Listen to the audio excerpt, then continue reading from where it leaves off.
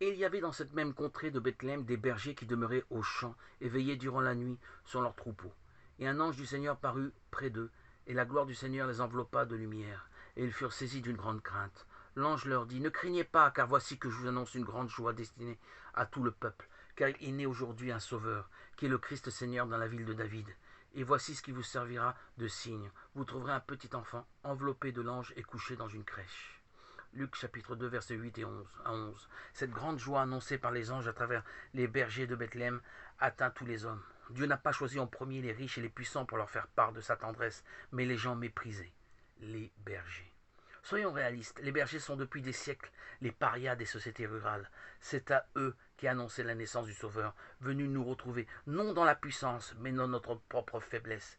Car y a-t-il être plus démuni qu'un enfant nouveau-né? La bonne nouvelle, le royaume est annoncé en premier à des gens simples, à l'équipe de nuit des bergers de Bethléem. La lumière de Dieu les éblouit et ils craignent. C'est toujours le premier mouvement de la foi. Il faut entrer dans le mystère, l'accepter pour en recevoir la joie, une grande joie. Et cette joie, elle n'est pas le trésor réservé aux sages, aux savants, aux théologiciens. Cette grande joie de l'annonce première d'un sauveur est destinée à tout le peuple, c'est-à-dire à tous, riches ou pauvres, savants ou non. Et quel contraste! On annonce un sauveur, mais on ne trouvera qu'un bébé emprisonné dans ses langes, posé dans une crèche. Le mystère du royaume de Dieu demeure toujours identique. Nous affirmons posséder un sauveur, nous l'avons. Il nous offre bien toutes les solutions face à tous les problèmes de notre vie. Mais comment apparaît-il?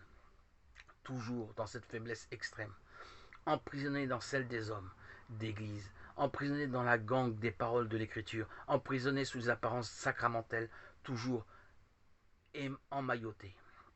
Ici-bas, il faut croire, et jamais le royaume de Dieu ne se confondra avec les réussites des royaumes de la terre. Le Christ ici-bas ne réussit pas. On cherche un sauveur et il nous faut trouver la pauvreté de la crèche. Les pauvres nous évangélisent.